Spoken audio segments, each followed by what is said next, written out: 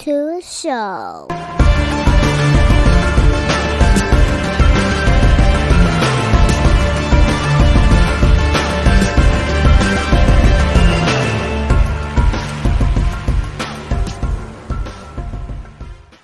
What's going on, everybody? Welcome back to another episode of Off the Mask Podcast. This week's guest, I'm welcoming 10th Planet Portland grappler and owner and CEO of Asgard503 Sports Apparel, Mike Ciochon. How's it going, buddy? Welcome to the show. Hey, nice to have me on. I really appreciate it. I'm glad we were able to get this set up. When I spoke with Jordan and Nikki, they had mentioned you. And I was like, okay, that's cool. And in my thought, I was like, well, I'll have them on, down the line, like weeks later, like thinking like in June. And then when we started talking on Instagram, I was like, well, hell, let's not wait to June. Let's just go ahead and try to get things set up, as soon as possible. So I'm glad you were available to do this sooner rather than later. So Thank you for that. Yeah, it's one of the perks of owning my own business and working for myself is I have a pretty flexible schedule, I should say. Not that I have an open schedule, but it's just I can move some stuff around and move some projects around and stuff like that. So you're your own boss, so it's like you can say to yourself, "Hey, Mike, can I have the afternoon off?" I say, "Sure, Mike. Anything for you, buddy." Yeah, those 2:30 naps on a Thursday are really nice. I definitely enjoy that. And my wife works from home too, so she works remotely too. So it's rather nice. If it's a nice day out, we get to walk the dog and we can go to Muay Thai in the morning and stuff like that. So it's pretty handy. That's really cool. And how so with the apparel company, like how'd you happen into that? So a little bit of backstory about me. I started training about 10 years ago. Actually, this year will be 11 years, all under 10th Planet. I started at what used to be called a hot box, 10th Planet Corvallis. So before hot boxes were designated as unofficial 10th Planet schools. And so they're basically 10th Planet schools that didn't have a full-time black belt there. And so I started training there under father and son. They were both blue belts at the time. And trained there, got my blue belt and from a local black belt there, and then moved up to Portland about 7 years ago and training under Phil Schwartz and Nathan Orchard, who's now Nathan's moved to Seattle, has his own gym up there, and Phil Schwartz, the owner of 10th Plant Portland, really good coach, really good training partner, and really good friend as well. Just kind of being around individuals that kind of like cut their own path and kind of aren't afraid to like kind of take that risk and like set out to do their own thing. I was kind of in that same space of not really feeling fulfilled with my current job at the time. I was actually an aerospace welder. I welded titanium aerospace for 14 years. And up until last year, I did that as my full-time day job. And about 6 years ago or so, I decided that I had some ideas on what I would like some gear to look like and what I'd like some t-shirts to look like and stuff like that. So I kind of just started digging into it and like, well, what does it take to print t-shirts and how do you print t-shirts and what does it take to make rash guards and how do you get them made and designs and stuff like that. And so I kind of just dove in and that became my quote unquote side hustle until it became now my full-time job. Okay. I've been seeing that a little bit lately with the couple different friends as well. And I never really, I'd see it from the sideline, just kind of watching. It's like, okay, cool. Neat. And but I'm always curious as to once it starts up, it's like, did it just happen and it was kind of like you said, it was a side hustle and then it started kind of moving faster and faster. It's like, you know what, this is moving fast enough where this could be my main hustle. So it's always interesting to hear that instead of hearing someone say, you'll hear the people that are like, I'm an entrepreneur and it was this easy to do. All I did was blah, blah, blah. Come buy my book. Yeah, they're all lying. We chatted a little bit before the podcast, kind of just like getting to know each other a little bit. And I said I listen to a lot of podcasts, and I actually listened to a podcast by this guy Andy Frisella. He has it used to have this podcast called the MFCEO, the motherfucking CEO, and he was very very adamant about like all those guys are all bullshit. Like anybody that's willing to sell you a system or a book or any of that type of stuff, short of like the Grant Cardones or like there's a couple of guys in that space that are like pretty legit and have built businesses like the Gary V's and stuff like that. But even they don't go full on like, oh, buy my system. They're more of like more a little bit more motivational, a little bit more about like, oh, I can do it, you can do it too type thing. And but his whole thing was just talking about, and he's like another guy that I listen to a lot, and he has another podcast now. I think it's called Real AF, and I've listened to a few episodes about that. Yeah, just it didn't really start off easy by any means. There were a lot of frustrated nights in front of computers trying to figure out Illustrator and Photoshop. Um, there was a lot of nights of I should just stick to my day job and this is too much, and a lot of it's definitely not an easy path. I like to equate a lot of stuff to jujitsu, and I think anybody that does jujitsu kind of does that same thing, right? Yep. Like it's a peaks and valleys, right? Like you feel like you're, oh, I'm getting it, I'm getting it, I'm getting it, and there it goes up, and then it kind of like levels off or drops down. Like, oh, I'm getting smashed for like a month straight because everybody's figuring out my game, or I'm not on top of my game, or what have you, right? And so I feel like as far as like business is concerned, and like even like growing a business from scratch, I feel like that's a lot. It's very similar, and it can kind of mirror like owning a business versus like doing jujitsu in that aspect.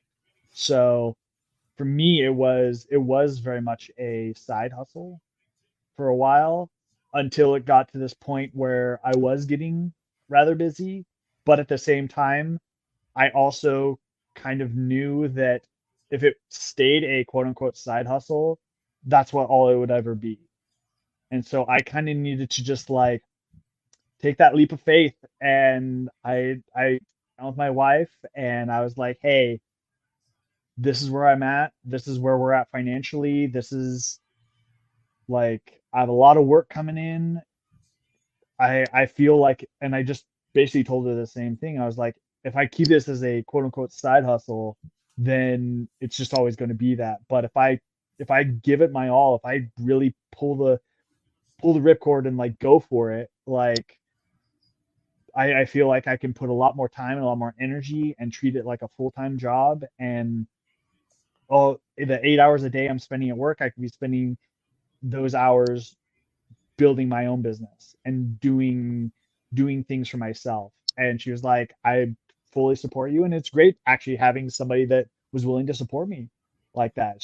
My wife still works a full-time job, but I to have somebody that was my corner that much and saying, yes, I agree with you that you should go for it. So I set a date, and I was like, this is the date I'm putting in my 2 weeks. It was definitely more scary with like COVID and everything going on, right? Sure. So, and this was 2021 last year, and it's been I think almost 1 year to the month that I put in my 2 weeks and I quit my job. It was a very, don't get me wrong, it was a good paying job, good benefits. I actually had a little bit of seniority at my work, and so to walk away from a pretty well paying job to take the risk of owning my own business and running my own business that wasn't necessarily having, like, it wasn't as big as the income that I was getting from, I'm making substantially less, but at the same time, it's it's a step forward because it's an investment into what I want to be doing and what I need to be doing with my life. So it was in that aspect, it was just like, oh, this is, I'm investing in myself instead of kind of just like keeping this on a back burner type thing. Okay. I think that's important. What you said there, having your wife in your corner, Mm-hmm. fully, just believing in you and supporting that, that um goal, because I feel like when you don't, when you're determined to do something and you feel like everything's, going the right way, and the person that you feel like, it's always been in your corner, just shows a, even the, an inch of hesitancy, you know, it can rock that boat a little bit. So I'm glad to hear that, from right from jump, she was like, you could do it. I believe in you. Go for it. So awesome. So when it comes to designs Mm-hmm. and just, setting everything up, did you have, I guess, what I always wonder specifically is like, did you have like a history, with just designs, or like even thinking about it in the past, or like growing up, way beyond this? Or was it just something as you got into jujitsu and you're out there, you see the gear and you're like, you know what, I, maybe, just maybe, we could do it a little bit better? Or did that come about like once you got into jujitsu, or had there always been like kind of this underlying like fashion design persona hidden underneath? Definitely the latter. So I never really saw myself as an artist. And my wife will beg to differ that a lot, because she keeps telling me I'm an artist. And even now, as I create art in the form of rash guards and shorts, and then I also have a whole print shop that I do like banners and stickers and decals and stuff like that as a separate business. Um, that I'm literally creating art daily, and and so yeah, I never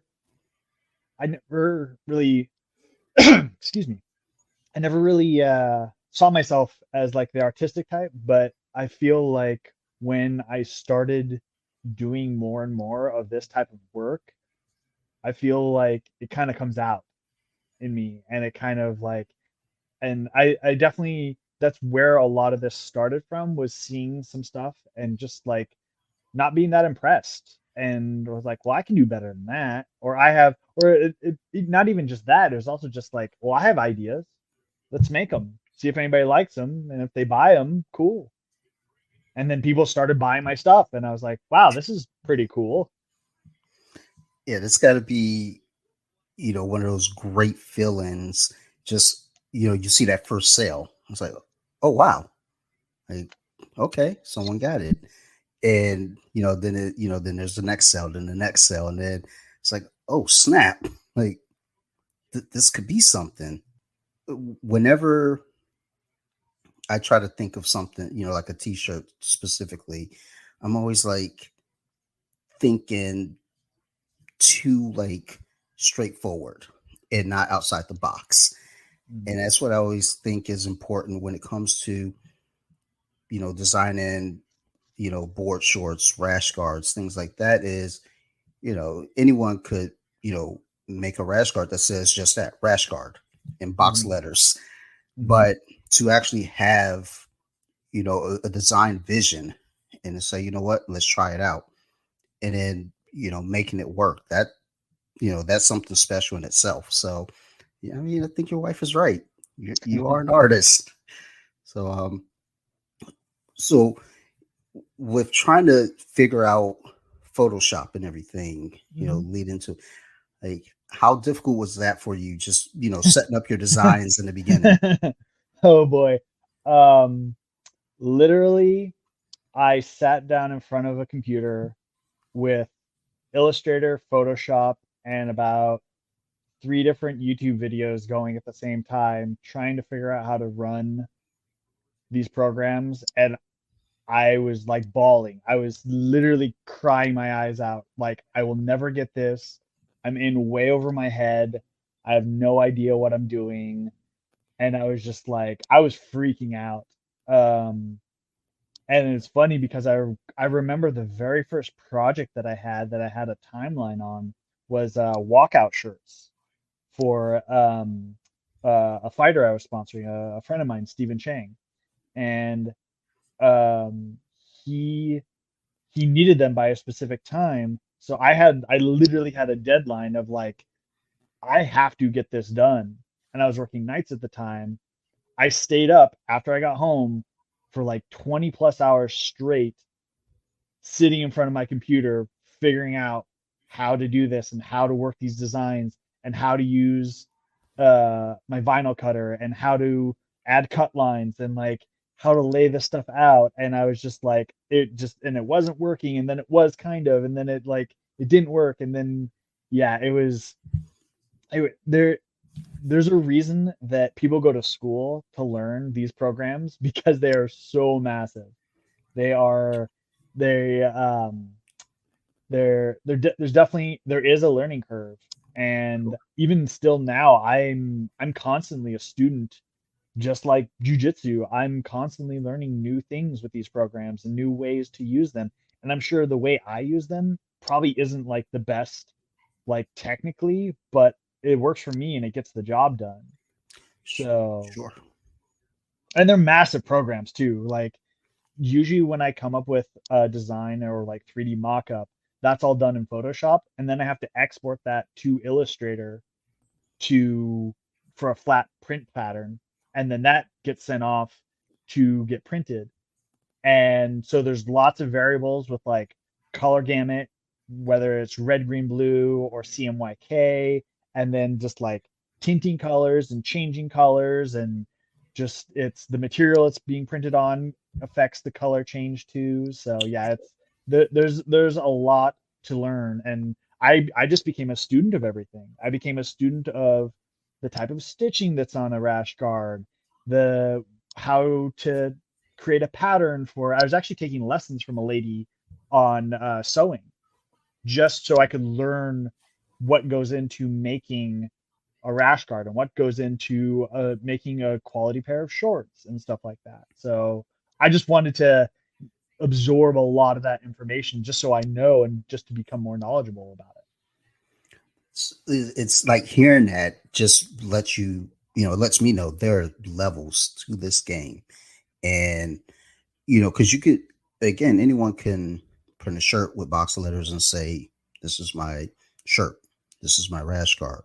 These are my tights, you know, but, to get in their hands on and, you're learning to sew, you're, figuring out that the material that the shirts are printed on will affect the colors.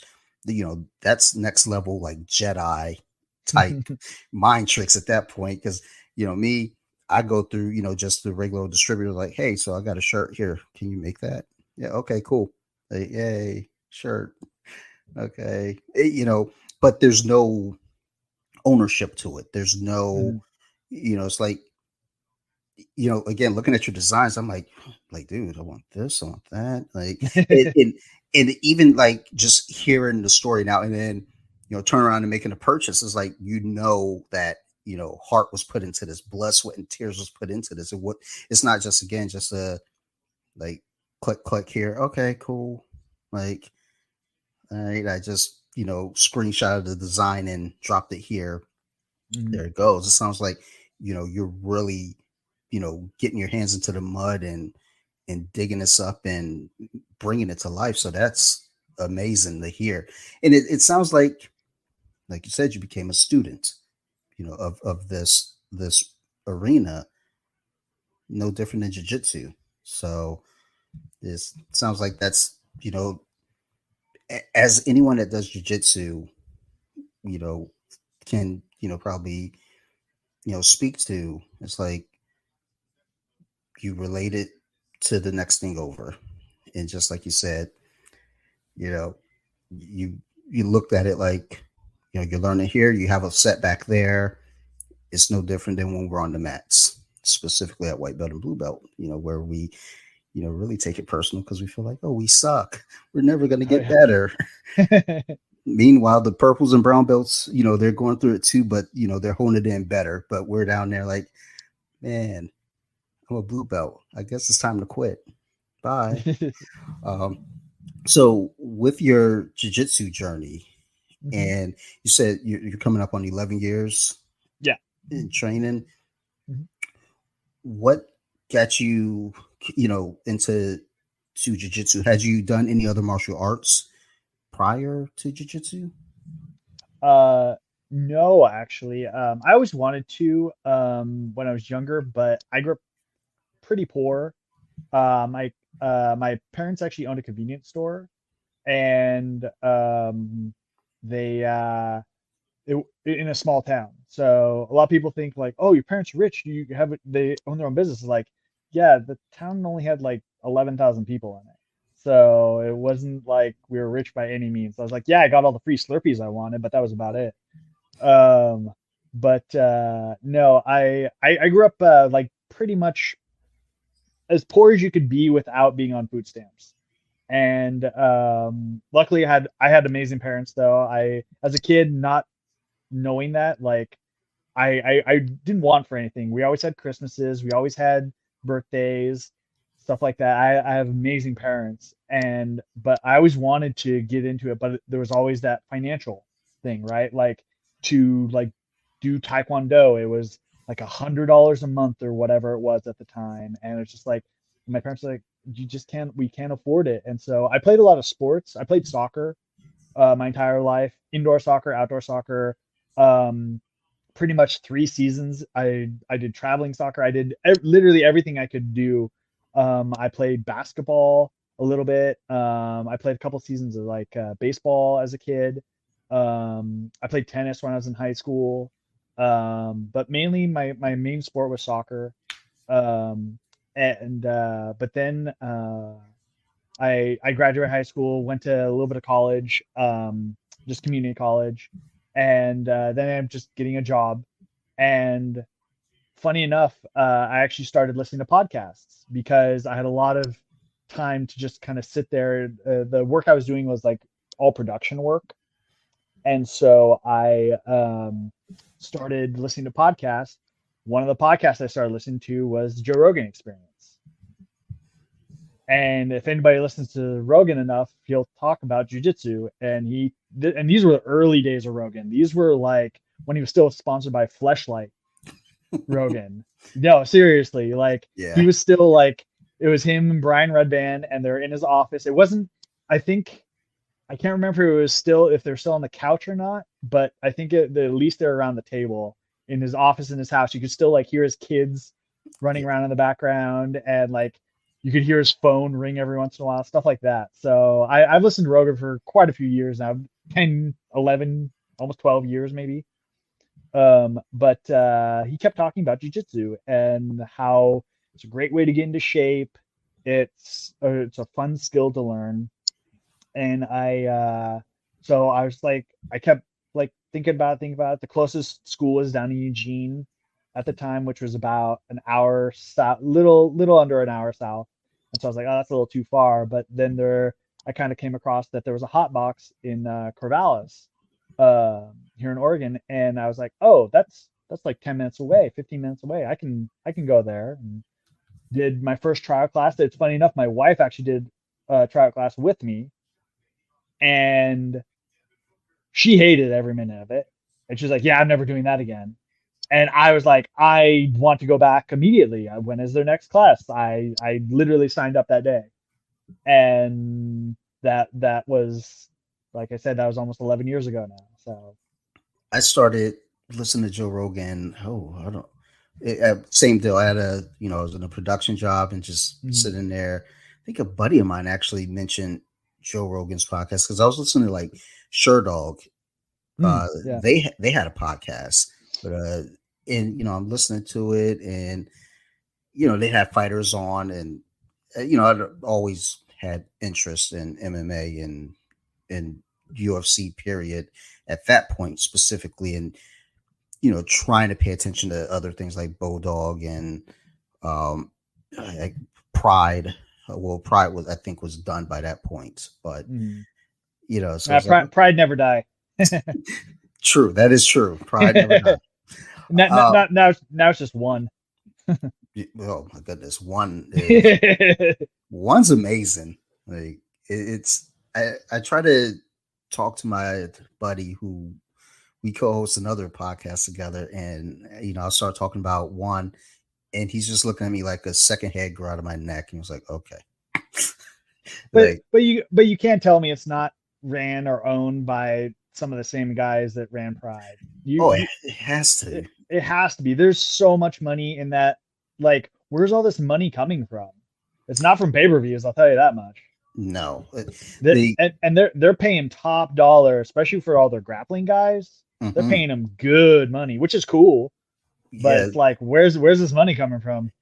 Yeah, I always, think about that when it comes to one or any of the organizations over there in Asia, like they had Ryzen. It's like, okay, what's going on with Ryzen? Because there's a lot of talks about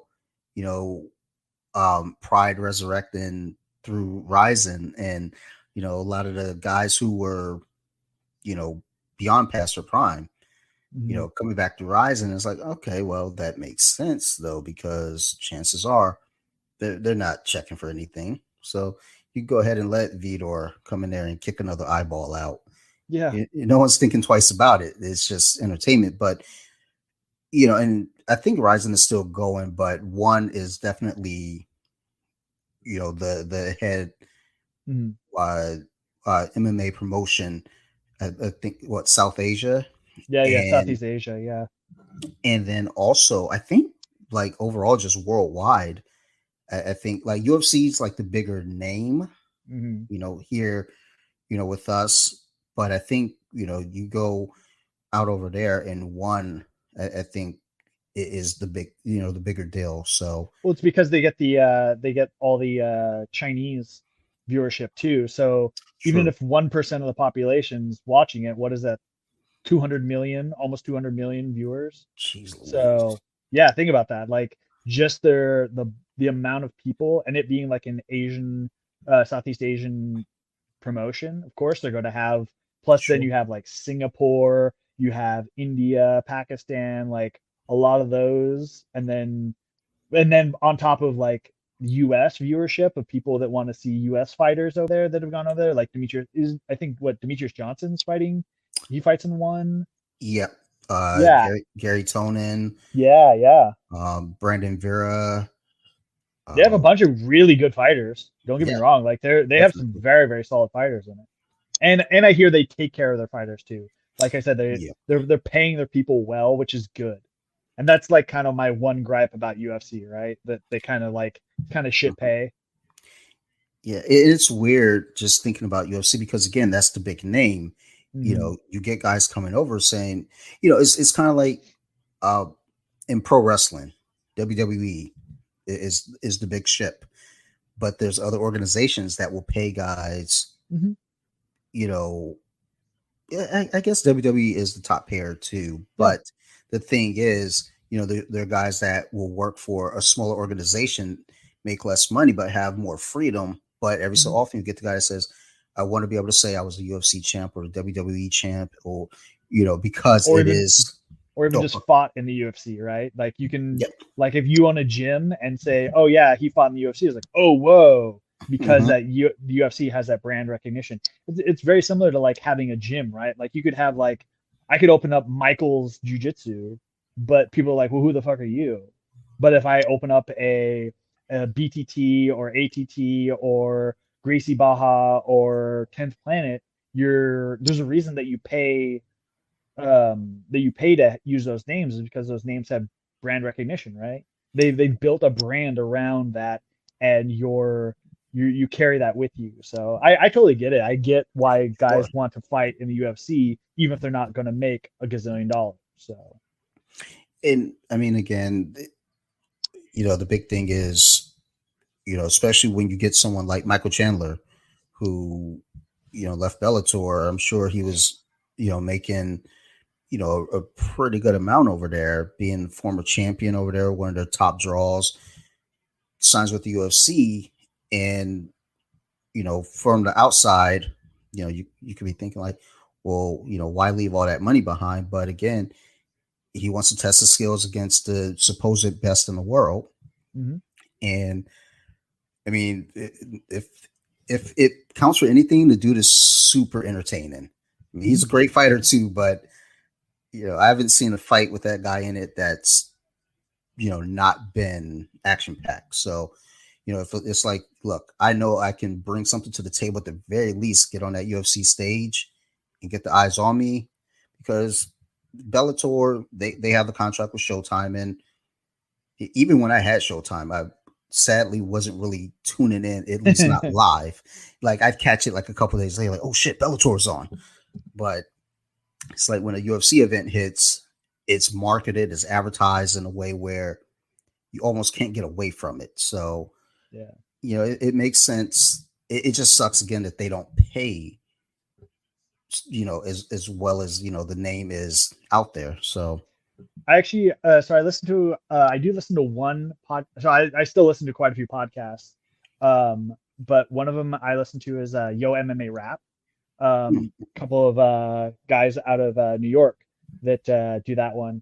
And they were actually talking about that, about like kind of the pay scales. And they made this comment that made a lot of sense. That was like, the highest paid people in the UFC have, again, that brand recognition. You have your Conor McGregors, you have your just anybody that's in the top. You're in his prime. People knew who Yoel Romero was. People know who the Black Beast is. People know who George St. Pierre are. There's a reason those people were making the money that they're making, and that the people on the undercard. Because how many UFCs have you watched that you're like, well, who's this person? Like, I've never heard that person before, and so there's kind of a reason why they're only making. Sure, I'm not saying that they don't deserve more, because they're literally putting their bones online, but at the same time, it's like, but are they bringing in the viewership that like a GSP, or that in her day Ronda Rousey? Like, I remember watching UFC just because Ronda Rousey was on the UFC. Like, I couldn't tell you who else was on that card, but I knew Ronda Rousey was on that card. So it's funny. My buddy and I, we talked about this, because we're talking about the pay scale, boxing versus MMA. Mm-hmm. And, one of the things that always gets brought up is like, boxers make more than MMA fighters. And it's like, well, the top of the food chain boxers do, but the undercard boxers are actually making less than undercard UFC fighters. Exactly. So it's a weird scale to kind of argue, because again, I think, you're out there putting, your health and your safety on the line. Mm-hmm. It's, you shouldn't be getting, you shouldn't be working, at Kinko's during the week and then going to get punched in the face on the weekend, for millions to see. Yeah. But then again, look at guys like Stipe. I mean, come on. Yeah. He's a full-time firefighter, and he had the belt, and like, he was one of the best. So like, so is Mighty Mouse. He got the request off to go defend his title. Dude, I remember hearing that story. I was like, that's insane. That's crazy. It's there was one other Stipe. Oh, Shane Carwin. Carwin. He was an engineer, and like, oh yeah, by the way, I got to go fight in the UFC interim title fight this weekend. Like, look who just had fight a Korean Zombie. He took 3 years off to do his like military service in the North Korean army, or sorry, South Korean, and like, that's crazy. Like, and then he came back to fight again, and like, and he didn't look half bad.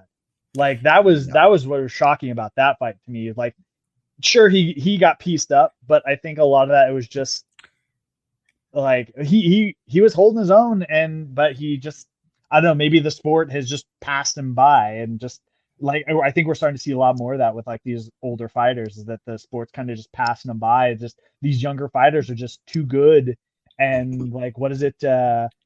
Time catches up with everybody. So Sure. But think also with Korean Zombie, like kind of to be fair, it's not like he came into warm up fights. When he came back, he no, was like, yeah, yeah, oh just yeah, give me a top three guy. He's like, yeah, hey, exactly, slow down. No, you slow down. yeah, Let me get in there yeah, with the top three guys. Like, okay. yeah, yeah. Like, You get what you want, right? yeah, I mean, Yeah. and also, this came up with the friend and I when we're talking about, the fight game as it's changing, as fighters are, you look at a fighter like Tony Ferguson, Yeah. for example, and he didn't look bad against Chandler Hmm. until he got knocked out. But Hmm. I think there's some fighters where the game is moving, and there's some fighters that are still in the old school style, Yeah. and they won't switch to what the new school style is.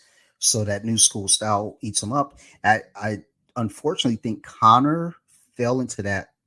We'll see when he comes back if he If he adjusts. if he comes back. Yeah, if he comes back, he's talking a lot of smack, but that's what he does. But if he chooses to come back, and if he makes the changes to kind of go with the game as it's moving, it's like, okay, this dude's a bad motherfucker. Or if he's still fighting in his old style Yeah. and not moving, because Dustin Poirier is an example of a guy who he's been around for a while, and he's adjusting with the game. You have And to. yeah, if you don't, then you're just going to be that guy who used to be. Dude, it's this. I feel like it's a very similar thing with jujitsu, right? Where Hmm. how many evolutions of jujitsu, how many evolutions of jujitsu have you seen in the years you've trained? Whew, my God, it right now you're seeing like 7-year olds coming in learning stuff that when I first started, that was like privileged information, you know, to Look, kind of get yeah. along that line. Look who's dominating right now. Look who just dominated ADCC West Coast Trials. Like I watched that one. Like I soaked up as much of that information as possible. Look who did so well. Look, J Rod. He's been Yeah. training 18 months, but he's also been training with the best, and they're teaching him.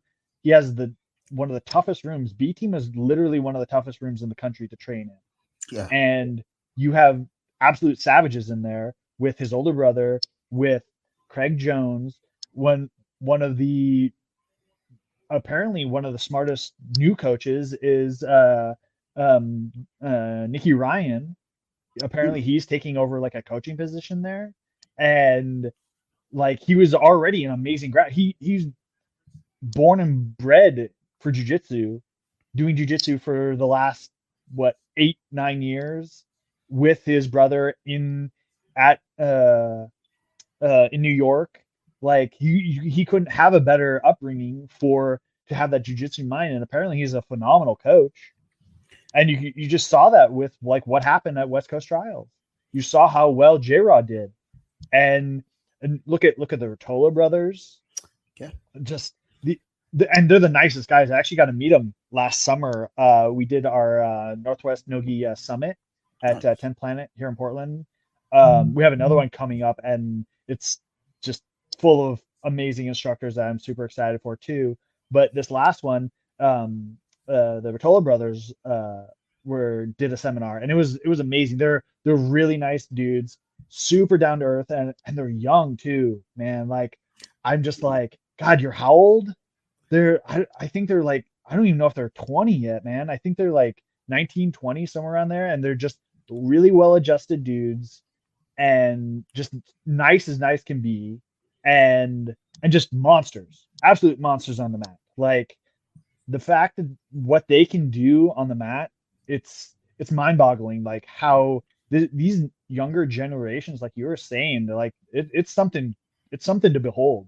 It's really like, these are guys and girls. Look at Grace Gundrum. Look at like Yeah. Yeah. any of these younger girls that are coming up that are just absolute beast on the mat. It's just like, man, me almost pushing 40, and I'm just like, I'm just trying to like keep up with you guys, man. Like it's yeah, if I knew what you guys knew, like I didn't start jujitsu until I was 26.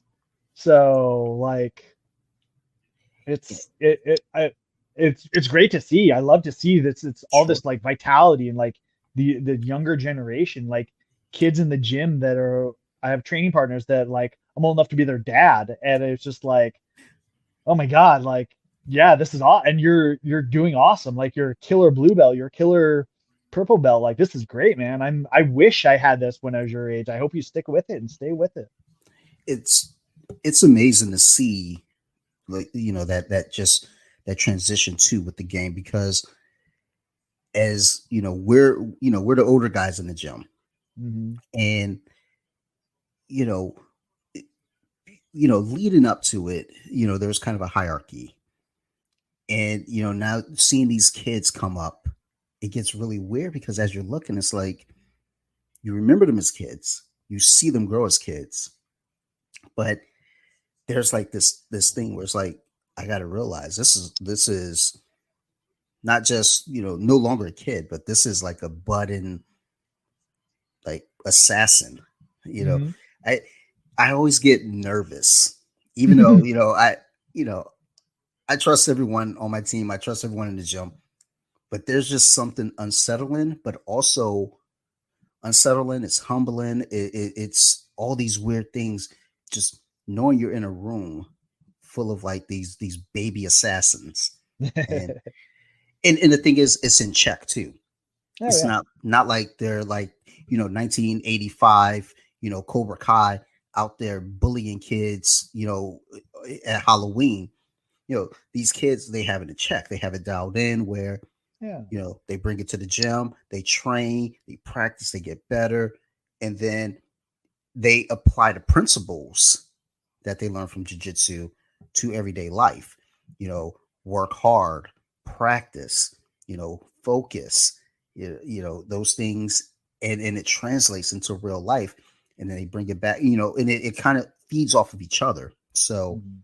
seeing that with the younger generation, it's no wonder that the sport is growing and changing the way that it is, because when you look at like the older school, there are a lot of great older grapplers that are still changing with the game and growing with the game and putting out you know new moves, or Mhm. like putting out DVD sets, and as they're learning it. I think that's the important thing too, is as you're older in the game, you know it's okay to say, hey, there's a purple belt that can teach me, a black belt, something, or there's a blue belt that might have something to offer as well.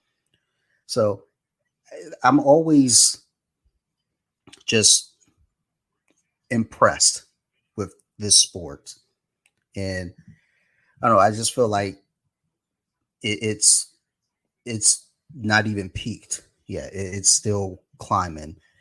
So I don't know, I just can't say enough good things about jiu-jitsu and where it's going. Yeah, it's great to see, and I think the live sparring aspect of it is what really helps. That like you get to learn a thing, you get to try a thing, and you have this immediate feedback that is like, oh, this works, or oh, this doesn't work. I need to adjust and move forward type thing. And I think that like really relates with, especially I know, I feel like as a society, we're kind of like we need this constant input type thing. And I think jujitsu kind of feeds that you're always learning something new. Yep. Yep. And I know like I'm incredibly ADHD. I'm like apparently I have been my whole life, and I just kind of like self-diagnosed over the last couple of years to realize like, oh, there's a reason that I deep dove into the business when I first got in, is like, oh, that's because my brain like hyper focuses on things and overly obsesses on things. So, but I also like that type I feel like there's a lot. I feel like I'm not the only person in jujitsu that's ADHD. I feel Yep. like it kind of like lends. It's also one of the few times like with live sparring it's one of the few times that like my brain is actually kind of calm. You know, that I was thinking about that the other day too. I was in a very bad position, and it just I was calm, Mm-hmm. because I'm focused on getting out of it, but it's not a panic. It's like, Mm-hmm. all right, look for the exits. You Mm-hmm. know, where can you frame? There's a frame right there. Cool. All right, now, all right, shimmy just a little bit. All right, now you got a hip. All right, cool. Now escape.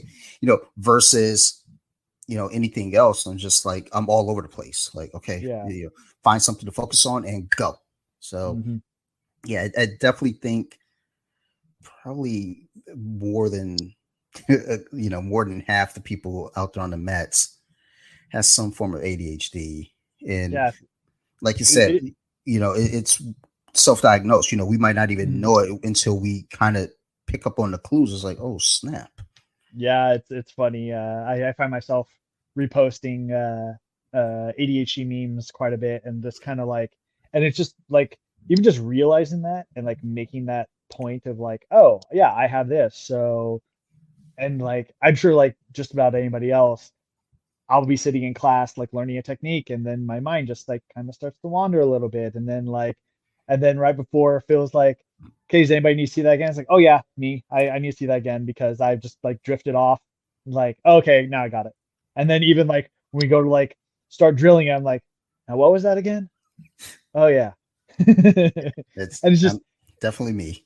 yeah, exactly. And so it just, but like but just because I keep showing up, I'm eventually it's going to like get into my brain and like even even like this week we our modules our curriculum kind of works in like 2 week modules. Like we'll go over something for 2 weeks. We basically go over the offense for the first week and the defense for the second week usually. Okay. And I think it's like I believe it's six or eight modules altogether. And but and I've been training there long enough that I've gone through all the modules dozens of times.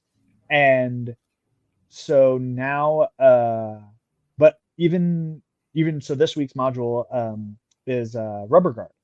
And I'm one of the few people in the gym that is fairly proficient. I not to toot my own horn, but like I'm one of the few guys that is actually pretty proficient with rubber guard in our gym. And a lot of people are aware of that to like stay out of my rubber guard. And but even this week, like Phil, one of the great things about training with Phil is that he's always bringing new details to even say something as like kind of rote as rubber guard. And like even me, somebody that like plays a lot of it, like, oh, I can use that and I can add that to my game. And so like it's kind of like that video game that never ends, right? Like there's no end game to it, right? You're always, and that goes back to what we were saying before, right? Like you said, it's always evolving. I early on thought about jujitsu in just those terms, like a video game. Mm-hmm. It's like you take Super Mario Brothers as a kid.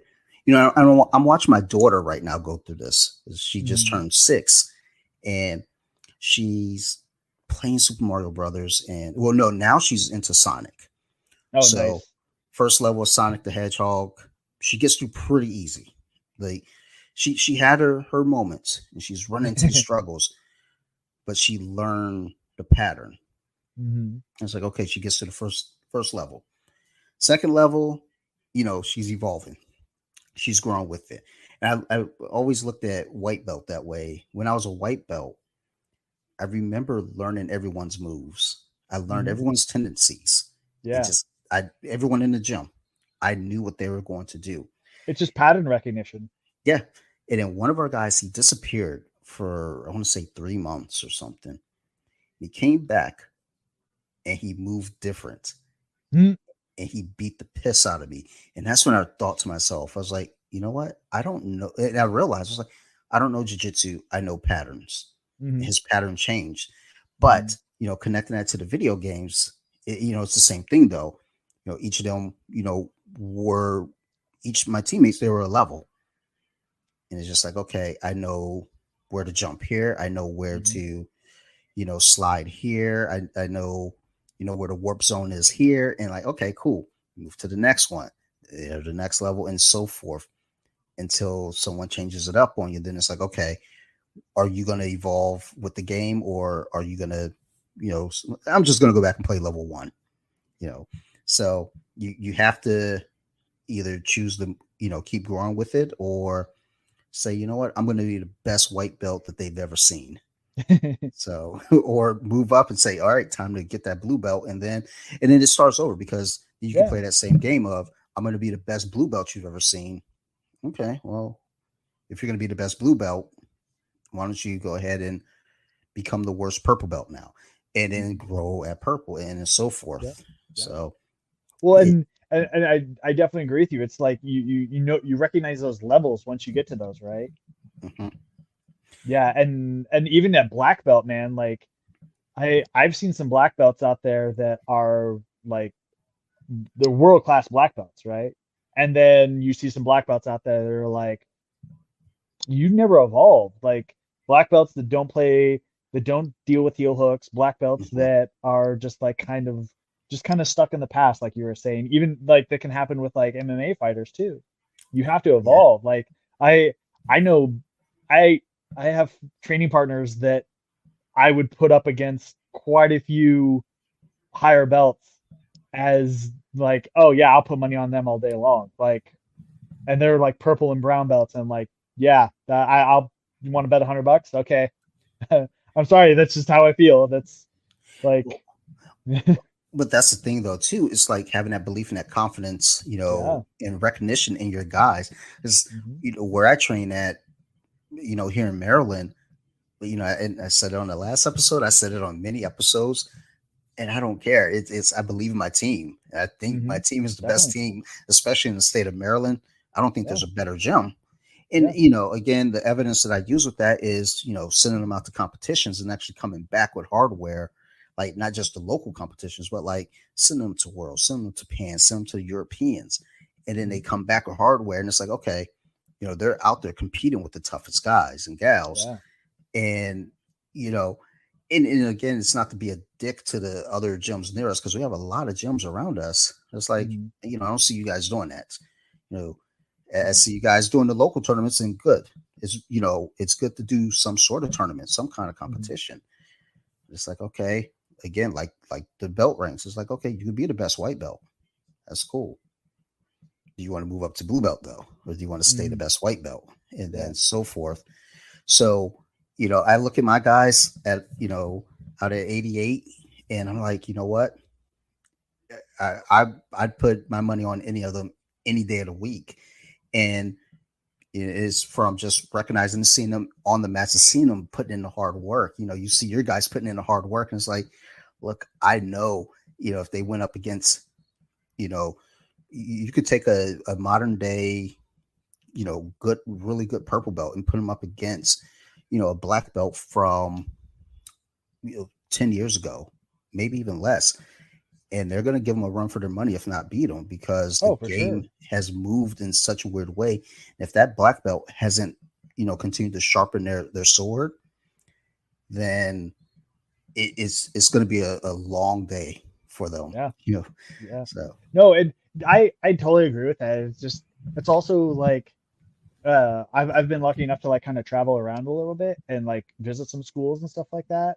And it's good to see that like I've heard like horror stories. I was having this discussion with a friend of mine. I've heard these horror stories of like people traveling and then just like going to like horrible gyms and just like weird gyms and stuff like that. It's like, dude, I've never had that experience. Maybe I've just been super lucky, but like every gym I've been to has been everybody's been like chill and laid back and cool, and I've gotten really good training with them, and like I've never had like any weirdness. So like I don't know, but like to see that it's and I think the internet has had so much to do with that. Like how true. you were talking with like Jordan and Nikki about like seeing their content so much. I feel like it's really interesting. Like we'll be like training something during a week, and then like either like a week later, I'll see dozens of videos of that all over Instagram. And it's just like we were just working that. It's like, is there this like weird like collective brain of like all of jujitsu kind of working very similar stuff all at the same, at least like just maybe just what I'm seeing. Maybe it's confirmation bias. I don't know what it is, but it's just like it, or is it like one of those things like you buy a red car, you see a red car everywhere. So Yeah, I think there's a jujitsu hive mind out there where it's like, I agree. Yeah. it's like, all right, we're going to work on K guard. And then all Hmm. of a sudden, and but also, when it comes to social media, though, there is the algorithm that'll pick up what you're looking at, Mm. and then it's going to feed you that all the time. It's, you know, I have a lot of accounts. Most of Mm. them are jiu-jitsu accounts, but Yeah. I have a couple others, a food account, a horror movie account, a beer review account, just all these different accounts. And they're all interconnected. So if I look at jiu-jitsu on BJJ Wiki, then I Mm. go to Columpton Social Club, I'm getting fed jiu-jitsu stuff over there too. And Yeah, me too. it's Yeah. like, come on, like let me live a little. Yeah. Well, But it's funny, like you were saying about like the algorithm. So I just started doing Muay Thai about 4 or 5 weeks ago, and just started training Muay Thai. My wife has been doing Muay Thai for quite a few years now, and she took some time off and then has gotten back to it now that I'm doing it, and so we hit it up in the morning twice a week. And those videos have started picking up in my feed of like footwork drills and movement drills. And it was funny because she was kind of getting grumpy at me because she was like, "Why are you getting so good so quick?" I was like, "Well, one, it's because that's how my ADHD manifests itself. Like I absorb things really that I'm into, and I like I overanalyze them. Two, I'm watching a bunch of videos on Instagram all the time of like footwork drills and movement drills. It's like, oh, okay, well that answers that. So, but she was also happy. She was a little grumpy and a little happy. She was a little grumpy. She was like, "Why are you so good so quick?" And then she was like, "Oh, well, that's cool. It's something that we can do that like we can train together in the garage, or if it's nice out, we can go out in the yard and like we can work our flows and work our drills and work our combinations and stuff like that." So it's really fun, and it's also just fun to do too. It's a great workout. Not to have to like have mats and roll around, which I do have mats, but it's just like it's a whole nother thing too. So yeah, there's definitely, like with jiu-jitsu, like we are saying with the sparring aspect of it, sparring in jiu-jitsu, you can go 90% mhm. and be safe Yeah. and not get hurt.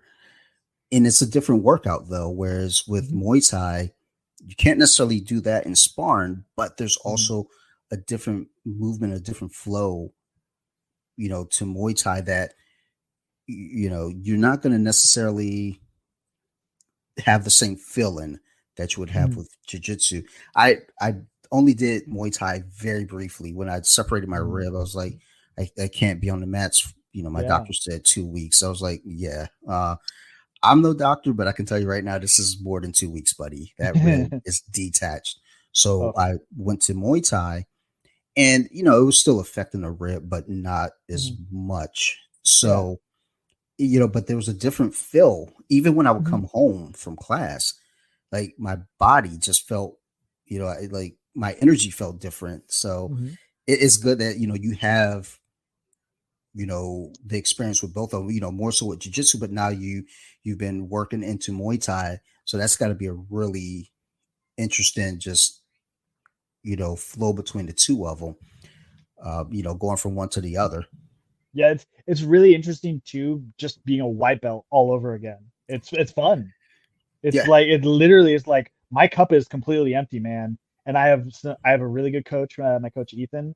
He's a really really good coach and super nice guy, super laid back.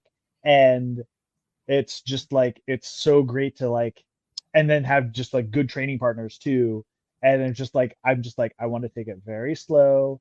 I just want to learn the movements, and I just want to like and having my wife, even my wife, she's a good instructor too. Like she's teaching me the flows and teaching me like, and she's even like said little things like, "Oh, I learned it this way, but this is incorrect. So don't learn it this way, learn it this way."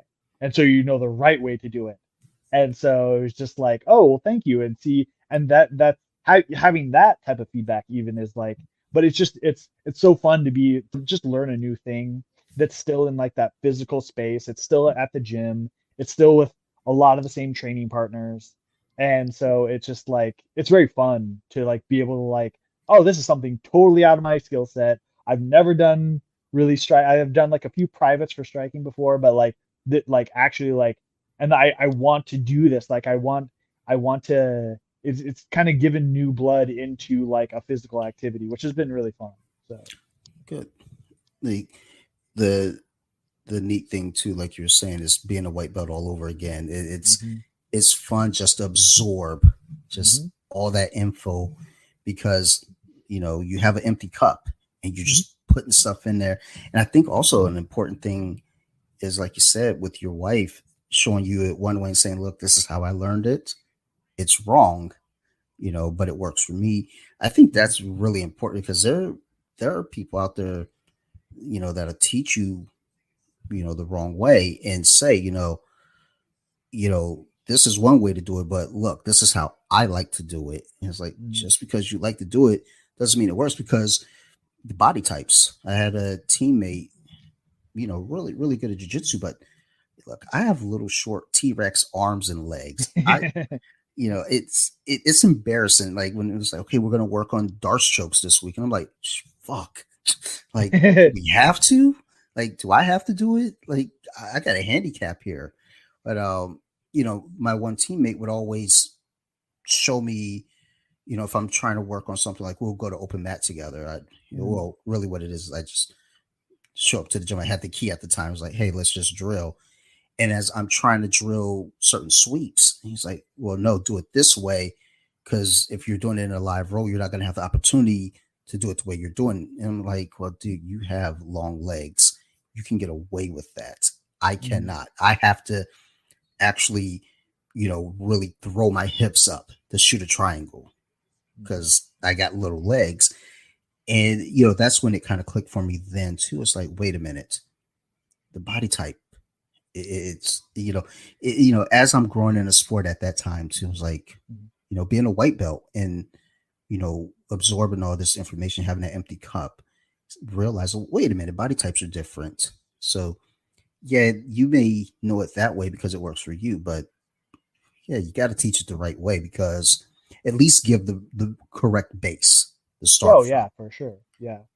And that's one thing when the small amount of teaching, well, I don't even say small amount, the amount of teaching that I've done, I'm very aware of that too, in saying that like, well, this works for me because I'm a 6'2", 175 pound frame. So I'm tall and fairly thin. So these things work for me. They're not necessarily going to work for you, but this works for me. And to like kind of like give that context to is also like, I think that like kind of shows awareness, doesn't it? That like shows Yeah. awareness of like, oh, this is how you can do a move, but at the same time, like I know that like this doesn't work for everybody. So I'm not just like, well, you do X, and if it doesn't work for you, you're just not doing it right, type thing. And Yeah. that's one thing that like Phil is really good about too, and he just kind of breaking down about like, well, why does this work for this, or any of the instructors for that matter at our gym.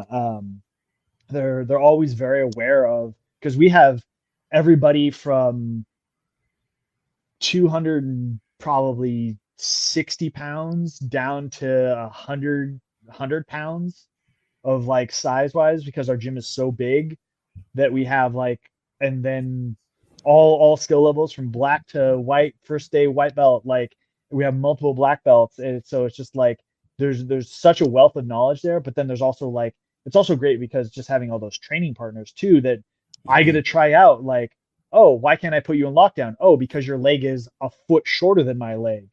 So I have to like kind of like change some stuff, or like, why did you slip out of my ashi, or what why were you able to get me a head and arm and I wasn't able to defend? Oh, because you're as wide as you are tall. So like it's just it's, and also just having skill level and then having all those body types. It's great to have like that as a training partner, because you get to, and I try my best to like try and train with as many different body types as possible Yeah. as well, to like, oh, I want to train. And I kind of like, I tend to like kind of go for more of the bigger guys because I am a taller guy. But at the same time, I don't know, like there's some, I always kind of feel bad for some of the bigger guys because like I feel like a lot of people are kind of afraid to roll with them, that they like, oh, they're so big, they're going to crush me or hurt me or what have you.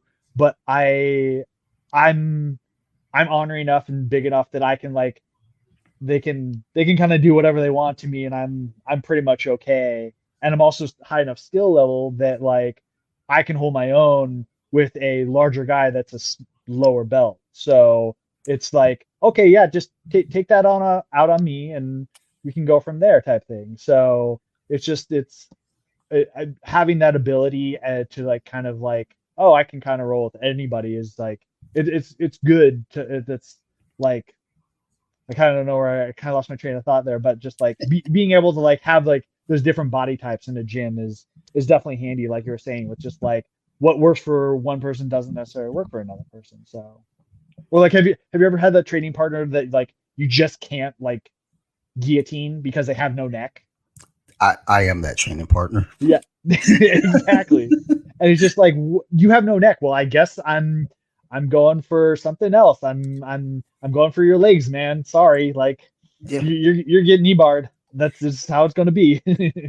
And the thing is, I accept that because I know I have a short, stocky neck, so it's tough to get me in a Mhm. lot of different chokes. And my shoulders are relatively flexible. So, all right, you go for the Kimura, that's probably not going to affect me. But as soon as I feel you touch my leg, I'm like, you know what? I'm gonna just tap now. You don't have to even. I see you. Just I'm tapping now. We're friends. Let's start over. Reset. Uh, so you know, just kind of thinking about that though too, like you're saying, with having the different body types to train with. I think that's just important. Period. Mhm. Though, Oh, for sure. just because when you're doing this, if you're trying to help somebody along their way, it's a great resource to be able to kind of reference back to that, saying, hey, you know, this move right here, again, you're going against a guy who has no neck. It's going to be tough to get that choke. So you might have to adjust in this way where you got to get away from a choke, especially when you're working with white belts and even some blue belts, you have to, give the reminder, like, it's not so much that you're giving up on something. It's just that you need to now find a different path. Hmm. It's not everyone can be choked. That So too. I have teammates that are, there are certain things that they won't tap to, and I'm like, and now that I know that, I'm sure you deal with that same thing. You have like those guys with like extra flexible shoulders, or yeah, just like their defense on one thing is just that good. Just like, well, I just know that like I could try it, but like it's not necessarily like, not high percentage. So. I had a guy the other day in Ezekiel, and Mhm. I know it was in. Mhm. He's just refusing to tap, and it's like, dude, we're practicing. I'm not gonna put you to sleep over this. So I let go, and he continued to work out a mount, and it's like, Mhm. what? At the end of the day, again, like I just said, we're practicing. What am I Yeah. doing? Like, let me work with this guy to, I still kept the pressure because Yeah. on mount, so he had to really work to get out. But it's in my head. I'm like, did I do myself a disservice by not sticking with the submission? And just remind myself, hey, we're in practice. Or because what if I'm in a competition, and I'm in that situation now. It's like, okay, I got this guy. All right, it's taking a little longer. All right, we might got to put this dude to sleep. Mm. But I've conditioned myself in the training room now. It's like, well, I don't want to put this guy to sleep. He's my training partner. But again, in competition, the gears are a little different. But still, it's like, you have to be able to make adjustments. If it ain't working here, like I said, it's not so much that you're giving up on something. Maybe go to, okay, can't get this choke. Let me go ahead and see if I can get, Americana locked in here or something, or, let's go for an arm bar. There are other avenues to take, and the body type is going to dictate that too. Mm-hmm. So there's a lot to it. I'm glad I'm not the only one that like faces that dilemma of like, because you kind of want to like, I think you and I have both been probably training around about the same amount of time, right? And just like, yeah. And when I started, I feel like a decade ago that it was kind of more of the school of hard knocks, right? Like people didn't like, it was like, oh, you're getting smashed and you're going to get smashed and we're going to smash you some more. And if you still stick around, we might give you a blue belt type thing. And I feel like nowadays, which that's one way to come up, right? And that breeds a certain toughness.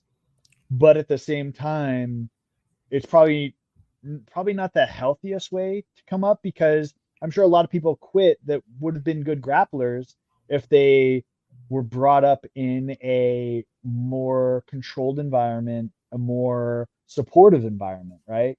It wasn't like this old school, oh, we're just Hulk smash all the time type thing. And so like I definitely come up with, I have that same dilemma of like, oh, am I gonna like really dig my fist into this guy's throat just because I know I can?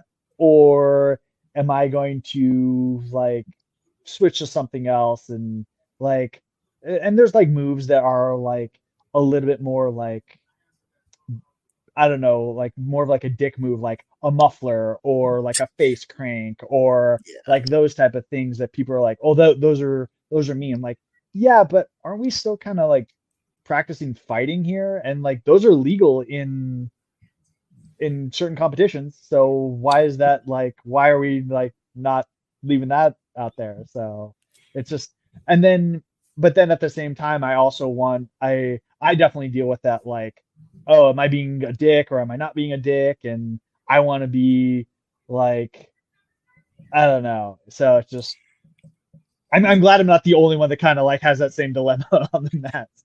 Yeah, it's a weird one because, so the guy I was rolling with the other day, specifically, it was a group of three. So, Mm-hmm. uh, you know, our one partner, he was a brown belt. I'm a blue belt, and this guy, he's a white belt. And the brown belt, he's like, when we were drilling, the guy was kind of being a little difficult. It's like, dude, like we're just drilling, trying to get the muscle memory there. And the brown belt goes, dude, you're a pain in the ass right now. So then when it came time to roll, that was kind of already built into our head. This guy's that guy who doesn't want to tap because he doesn't want to be seen as like, oh, you tapped in practice. Whereas I'm rolling with the brown belt. He got a paintbrush or a Americano on me. And I let it go a little bit because it's like you still want him to kind of work for it. It's a brown belt. It's like, you don't got to make the brown belt work for nothing. He made his point. Mm-hmm. So I tap because it's like Yeah. it's the practice room. There's no medals being handed out in the practice room. Mm-hmm. So now we get to the white belt. I roll with the white belt and, quick sweep, side control, jump to mount, not quickly, but, have to work to get to those spots. And I go to the Ezekiel and I was like, and then it was kind of, remembering back, like, this guy, he's probably not going to tap and you don't want to put him to sleep, so let's just, move on. But I think there's something that can hinder you there as well in the training room if you're the guy that won't tap as well. And not just injury, but there is kind of this weird false sense of, I don't want to say toughness, but there's this weird sense of, I don't think invincibility is the word either, but because I went through this, years ago when I first started, I'm just out there. I'm not getting tapped, to some of the weirdest things. And it's like, maybe I should have been tapping, but it was just like whatever pride was in my head. And now when I see white belts doing it, it's like, it's not a matter of pride on either side of the table. It's a matter of knowing like, okay, you're caught. You might be stuck in a position. Mm-hmm. And maybe it's not so much that, it's hurting you or doing damage, but you're just stuck there. I remember there was a young lady. She trained there every so often. And from what I understand to this day, I'm still the only person she's ever tapped because she had me in some weird lock. She doesn't know what she had. I don't know what she had, but I know I Mhm. couldn't get out. It wasn't hurting me, Mhm. but we were going to sit there the entire round if Yeah. I didn't tap. So, it was just one of those things where it's like, it's not about pride. It's about, hey, let's just reset. Tap. You Yeah. won this round. And Exactly. Yeah, and it's just like it's just going down that path and then realizing the path has like an end and you're just like, oh, well, I guess we're turning around and just try again. yep. And that's, also the thing too. It's like, okay, now that I know once we get to that spot, we're at a stalemate, I'm not getting out of there. I don't want to get there again. Yep. Or if I'm the one on the offensive, well, I know this guy's not going to tap to that. So we're not going to go back to that spot. Let's Mhm. just go, let's attack something else. Like I said, there's different avenues. So just that's the beauty of jiu-jitsu. There's just Yeah. so much in the arsenal to play with. And it's and like we said before, it's always evolving. Like Hmm. how we would look at like Kimuras a decade ago is not how we look at Kimuras now, or Yeah. the evolving of rubber guard over the last decade. Like the path that I learned is not necessarily the path that's being taught now, and like I still play London, and a lot of people like I'll get to that position in rubber guard and like what is that? And like oh this is London, it's a control position, and I like it just because it protects my knee and it works well for me and they don't necessarily teach that in the path. And so it's just like it's or I remember when I first learned Ashi, I learned Ashigarami from watching YouTube videos. And I realized later that my Ashi was garbage because I was missing details of it. And now even and Ashi's kind of like or single leg X or whatever you want to call it, like even that's changed quite a bit too. So Yep. and it's the growth of the sport. It's just the changing, the always evolving and not and what's so cool is like I think it's like anything, right? It's like technology, it's exponential because Yep. you have so many people trying to figure out new things, figure out what does or doesn't work. And like we saw this evolution of the buggy choke and like it changing and like, oh, how many people hit it at West Coast Trials? I think there was like four successful people hitting it at West Coast Trials, one kind of unsuccessful hit. Yes. And I'm actually coming off an injury from my knee from doing a buggy choke. And it Mm. wasn't that I did it wrong or anything. It was just my body just did I've hit it multiple times before, but for some reason my knee just was like, nope, we don't like you. And so now I kind of have like a little bit of a sprain in my knee from it. So but it's also just like my age as well, the decade of jujitsu on my body. So but yeah, just like seeing the evolution of the sport and seeing like where it comes and how the training rooms have changed and how Yeah. like when I started it was just like well everybody's learning in the room is learning jiu-jitsu, and now at 10th Planet we have a fundamentals class while simultaneously we have an all levels class going, and then after that all levels class we have an advanced drilling class or a comp team class alternating Monday Wednesday and Tuesday Thursday. And so it's like oh, back in my day, it was two classes a week. Everybody just does everything type thing. So and you see that more and more and more now with like what, and I always joke with like people that have like maybe been doing it for 6 months. I'm like, oh, you're so spoiled. Like I had 2 days a week. You have 6 days a week, 7 days a week if you want. You have a dozen gyms within 20-minute driving no matter what Yeah. you want to train, how you want to train, where you want to train, what time of day you want to train. Like our school has what 4 classes a day of like basically if you really wanted to, you could do 4 classes a day, 4 days a week, and 3 classes on Friday or 2 classes on Friday rather, and then a Saturday class plus now we have wrestling from a very skilled wrestler that is teaching our wrestling class, and so it's just like yeah, it's great. I think it's wonderful. I think that I feel like a lot more gyms are realizing that too. And I see this evolution of women's classes is great too. Like the all women's classes that I love to see that. And my wife really enjoys those classes. And I see a lot of women in those classes that only train in those classes. And I'm like, that's great. I'm so happy that they've found a space that they find is safe, comfortable, and encouraging and inviting for them. And I think that's wonderful. And I have heard some people say that they're not big on like the separation of the classes, but I think there's a place for everybody, right? So Sure. it's and that kind of goes into like gi and no gi type stuff too, right? Like some people like the gi, some people like no gi. Train whatever you want. It's just more jujitsu, isn't it? It's, I mean, at the end of the day, it's all grappling. Yeah. And whether it's in the gi, out of the gi, whether it's wrestling or jiu-jitsu.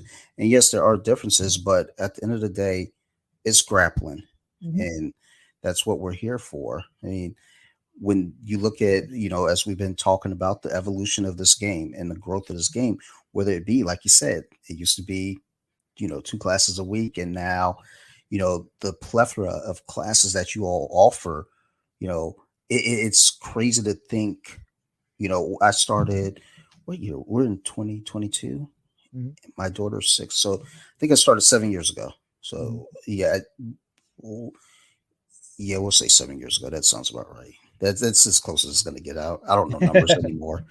But, when I started, it wasn't even a thought in my head of, jujitsu being, especially our gym and where it's at now and just how it operates.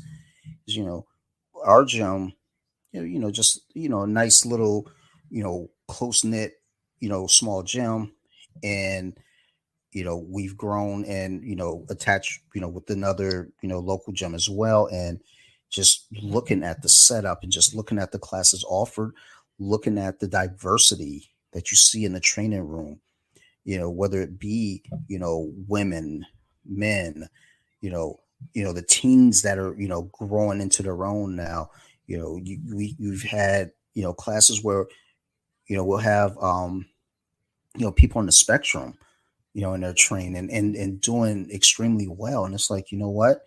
It's for everyone. We get out there, we embrace it, and jujitsu is different for each and every one of us, Hmm. and we find a way to make it our own. Whether Yeah. it be, the hobbyist, the hardcore competitor, the person who's just looking for a workout, or the person. I remember meeting a guy at a party. My friends, I guess they're married now. That's crazy. Hmm. My friend's husband, and I'm over there drinking, a Miller Lite, just minding my own business because I don't do parties. And they come over and it's like, yeah, Dante does jujitsu. And I think at this point I might have been maybe 2 years in, maybe a year and a half. And a guy comes over and he's like, yeah, I was looking to add something new to my workout. I was thinking to maybe do it like once, maybe every 3 weeks or something, just kind of to cycle it in. And I was like, I mean, once you start it, if you're like most of us, you're going to get obsessed. And that once every 3 weeks goes out the window. Yeah. Because I started with that mindset too. I'll do it once in a while. And I could only go once per week for the first year just because of my schedule. Mhm. But as soon as that schedule opened up, I was there every fucking day. It, Yeah. it got to a point where my wife had to tell me, it's like, hey, so your daughter hasn't seen you all week. You Yeah. might want to, maybe come home. It's like the Oh, only time I would see her is in the morning before yep. they left. Yeah, I had that conversation a couple of times with my wife in different times of our marriage about like how much am I training and how much, and it's just like jujitsu, it's like finding that balance, right? Like Yeah. finding a balance of everything. And it we always joke, my wife and I always joke, just because we've been in these communities for so long, that like, oh, you seem to always bring everything back to jujitsu. It's like, well, it's kind of like it's a mirror, it's a reflection, it's what I know best, and it's what what I feel like it just does transfer over to so many different things, so many different ways to like reflect on life and in with everything going on. So it's just it's yeah, it is very interesting to see that, to see like the growth of the sport and the changing of the sport. And like it's funny, like I even think about like you were asking me a little bit about like apparel and stuff. Like even apparel's changed. Like I Yeah. remember people wearing like Under Armour rash guards and like basketball shorts. Like you watch old videos of Jeff Glover in his, that's also Jeff, but like in his like wife beater and like basketball shorts out there just murking fools. And but now like there's probably 100 gear companies in America alone, and it's just like, but that's great. Like, and I'm all for that. Just like jujitsu, there's no shortage, and it's good to have an abundance of things because it rises the water level. If somebody comes Uh-huh. out with a better product, I want to come out with a better product. If somebody's better at jujitsu, I want to be better at jujitsu. If I get tapped in the training room, that's me. That's my lack of something. What did I screw up? What did I do wrong? Is this person training that many more days than me? Well, yeah, but at the same time, like I also need to be prepared for that situation too, right? And I need to not put myself in that situation. So it's just, yeah, jujitsu is a really great way of like, it's a good reflection on life and a great mirror for life.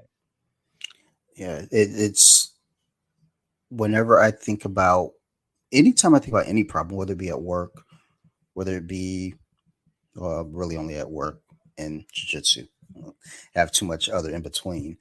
But any kind of obstacle I encounter, you know, it boils down to really what would I do if I were on the mats in this, Mhm. if this situation is translated to a situation on the mats, how would I address it? And like I said, jiu-jitsu is just that thing where we make it our own thing, no matter Mhm. how you count it, whether it be, I'm playing basketball and, I got a weird matchup. Do I try to go head on with that matchup, or do I try to take advantage of, my strengths against their weaknesses?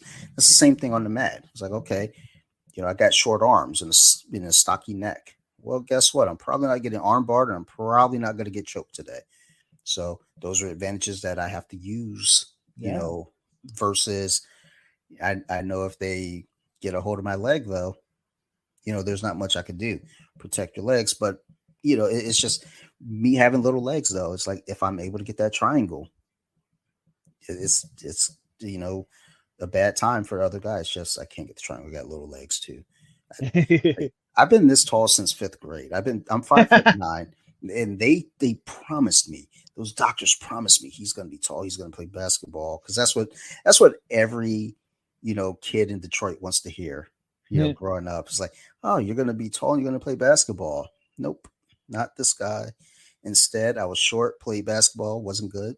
Played football, was okay. Said, let me go do jujitsu instead. Haha, I got short arms. This is my home. So there we have See, it. it's funny. Yeah, I was like 5'9", like all through high school, and then I hit like a growth spurt, like right after high school, like my first second year of college, and I grew literally like 4 inches, 4 or 5 inches in like 2 years. It They, was insane. It was weird to like grow, had like this weird growth spurt later on after high school. I couldn't even gain weight. Like Hmm.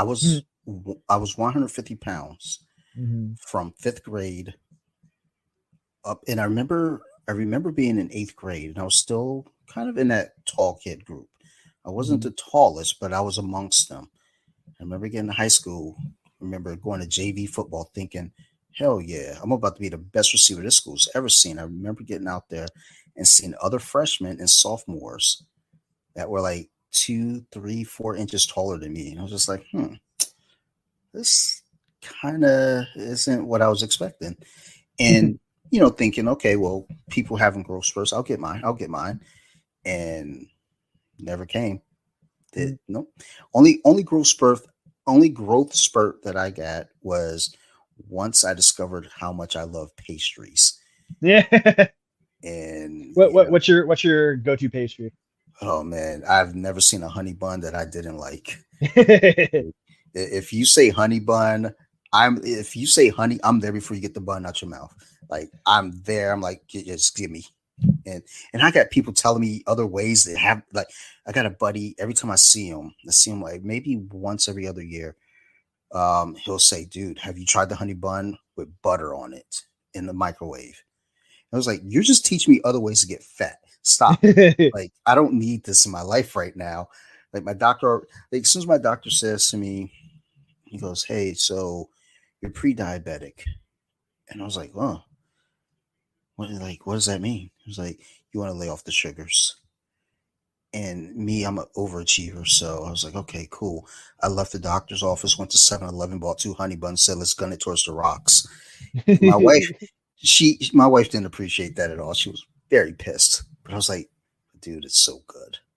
It's so delicious. But yeah, if you show me a honey bun, it won't last more than 5 minutes in front of me. So like, hey, we all have to have our vices, man. Like we all have to have that like thing that's just like, oh yeah, that's what I like, right? Like yeah, I'm pretty boring. Like I don't drink, I don't smoke, I don't really do much other like I kind of like food is kind of like one of my few vices that like I really appreciate really good food. sure. But I kind of like how much of that like can that be a vice like when you still kind of have to eat. So I play that like thin that fine line of like enjoying food, but at the same time like I still eat fairly healthy too. And my wife's a really good cook too. She's a phenomenal cook actually. Good. So, but but yeah, I I've definitely gone through those like the I was like super keto for a really long time and super paleo for like a really long time. Like no bread. Like I don't think I ate bread or sugar for like 6 years almost. Oh, nice. And yeah, and then I was just like, why? Like why am I doing this? And I don't know, like I feel like I'm a little bit happier now that I get to eat bread every once in a while and that like I just I kind of came to this point in my life. I think maybe I was like 35 or so when I was just like, life's too short, man. Like you kind of have to like enjoy things and like and it's also moderation too. Just Yep. things in moderation. Even jujitsu, I feel like Oh I yeah. I I was having that discussion with a friend of mine that he was like, man, I just feel like if I miss a class, I'm everybody just gets so much better. I was like, dude, I've probably missed more classes than you've ever trained in your life. So, and I'm pretty decent, right? And he's like, dude, yeah, you're really good. And it's like, see, so it's all good. Like it's a marathon, man. It's not a sprint. Like, don't beat Yep. yourself up if you miss 1 or 2 classes. Like, just come in when you can and enjoy the ride. Like, enjoy everything that jujitsu has to offer, but don't beat yourself up over it. It's not something in life worth beating yourself up that you missed 1 class or 2 classes or even a week. Like, I've taken weeks off. I When we bought our house, I took like 3 months off because we bought our house and we were renovating our house and I was working 7 days a week. So it was just like, but I came back and I sucked when I came back. I was super gassed and just I felt like a deer with no legs and just like all wobbly and shit. But it comes back, man. It's just like riding a bike. It's all good. And I found my way back to jujitsu. And sure, I was nervous. And even at that point, I think I was a purple belt then. Even then, I was nervous. I was nervous about coming back, and I was nervous about like where I would be when I came back and how much better everybody else would be. But I came back, and it's just even my wife. She took tons of time off. Like she recently got her blue belt, and but before she got her blue belt, she took probably 4 or 5 years off. Came back and was doing like 2 classes a day religiously for like 9 months, 10 months or so, and like just really in it and just like doing it to do it and doing really well and just like jujitsu always be there. It's you don't necessarily Yep. forget jujitsu, right? Like it's always going to kind of going to kind of be there. So it's just it's will you be like as technical as you were when you were doing it 5 days a week? Probably not. Will you have the cardio? Probably not. But just give yourself be easy on yourself and like be forgiving of yourself. That's like one thing like give yourself a lot of credit that you're doing more than the guy sitting on the couch, man. Like You're Yeah. you're you're the man. You're the man in the arena. At least you gave it that try. Like, Yeah, I think that's one thing we have a weird, I don't want to say problem, but it's the thing that we do here as humans a lot. Not everyone, but the guys that are like, mhm, if you stumble, haha, look at that guy, he sucks. And it's like, but that guy got out there and he put it on the line, mhm, versus, you know, the guy who's sitting there pointing fingers saying, oh, that guy sucks. I mean, it's like, was it Joe Rogan? I said this a few times on this show, where it's like, who's not talking shit to other people on the internet? Winners. You yeah, know, so you know, jiu-jitsu's always going to be there. You might yeah, stumble. When you come back, you're gonna suck. That's why. I mean, was one of the COVID was a weird thing because before COVID hit, that was that period where I was just at the gym almost nonstop.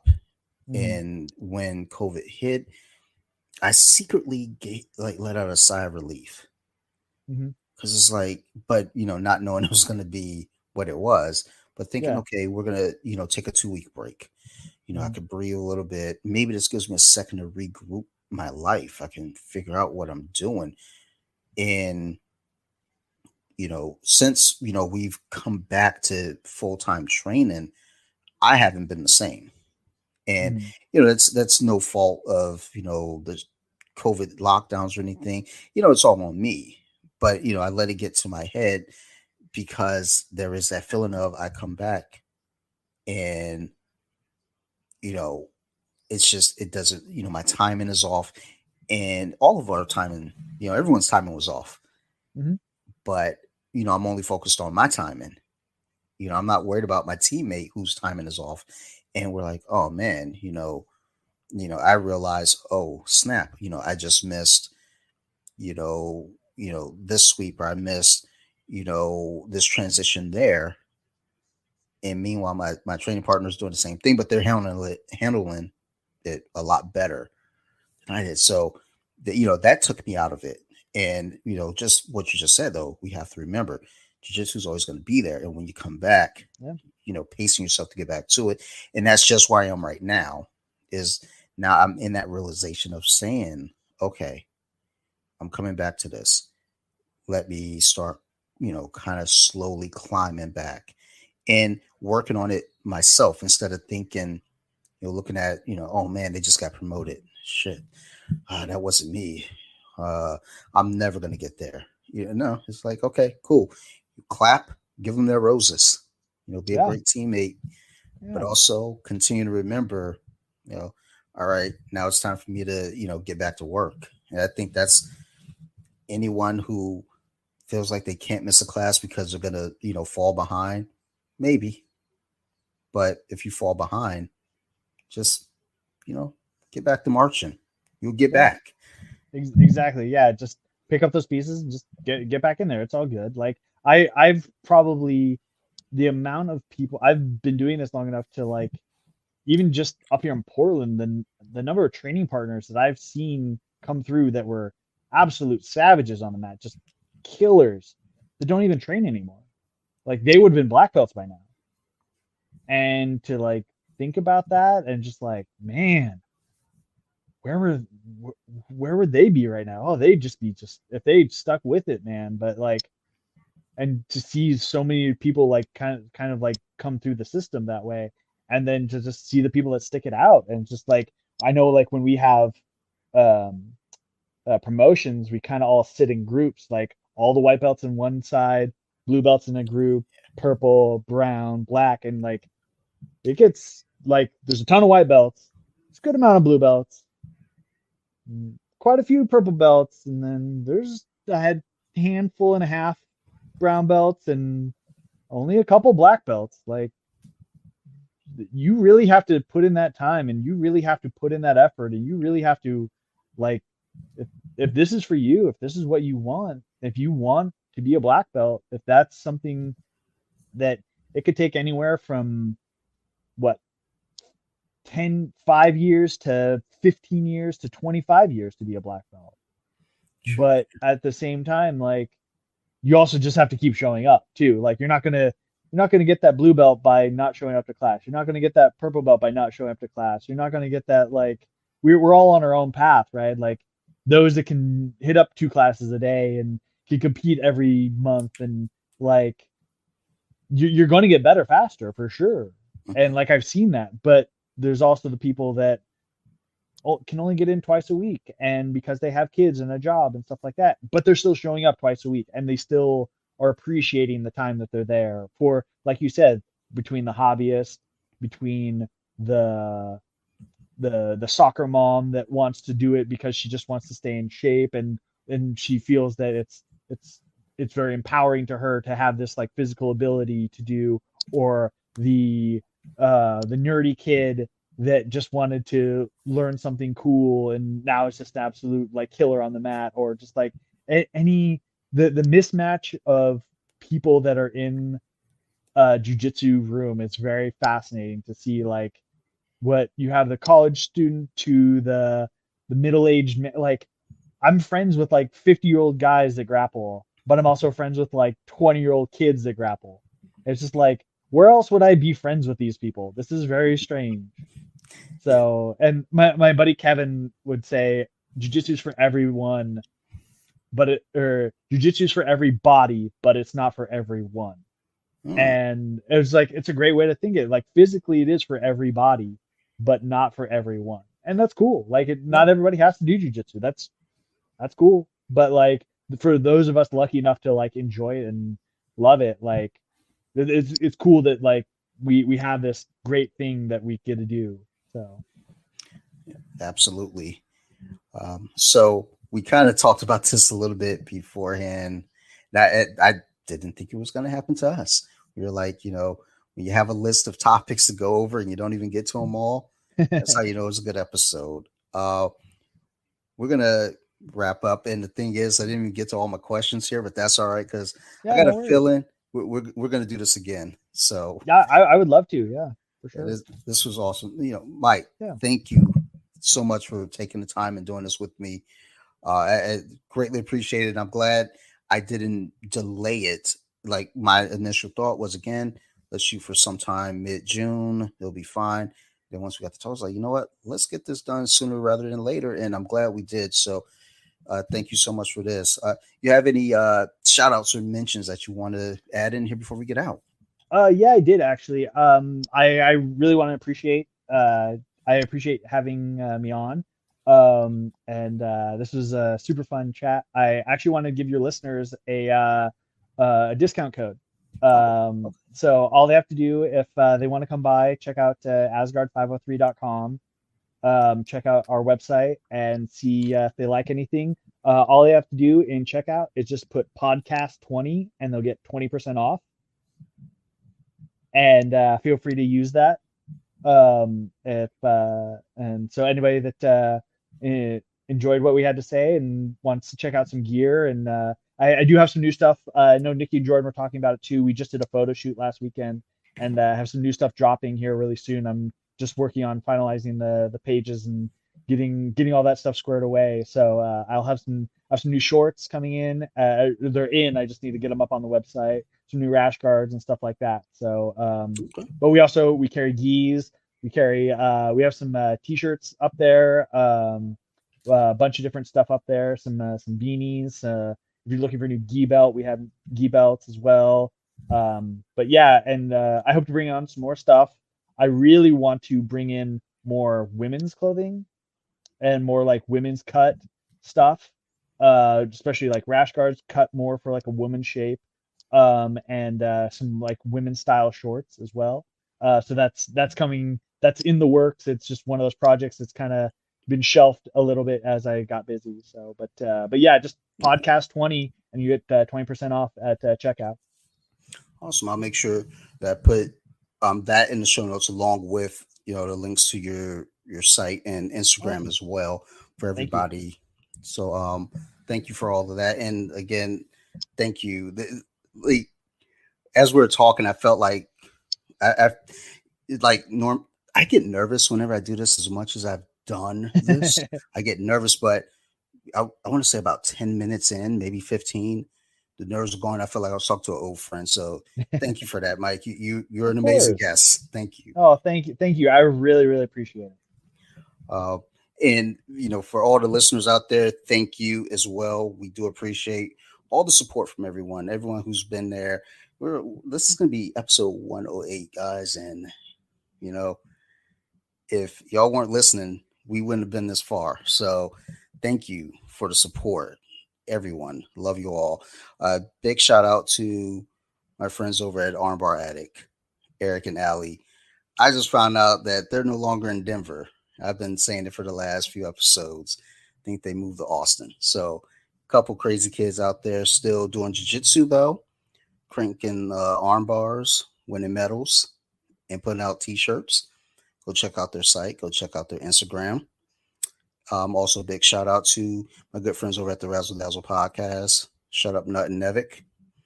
Go check it out. If you guys like the TV show Lost from the early 2000s, they do a fun podcast. Go check it out. I listen to it and I use them as commentary when I watch the episodes. They're a couple great kids. Last shout out here again to my guest, Mike. Thank you again. And guys, go check out Asgard503.com. And again, use the offer code podcast20 and get yourself some good gear. I'm over here as we're talking, I'm like thumbing through, looking at the gis. I was like, okay, I do need a new white gi. Oh, rash guards. I do need some new rash guards. All right, relax, Dante. You're starting to sweat, breathing heavy. So go check it out. He's got some phenomenal gear. And as you heard through the podcast, a great story. So thank you again. You guys keep listening to this show. We're going to keep making it. Thank you, everyone. Love you, and bye.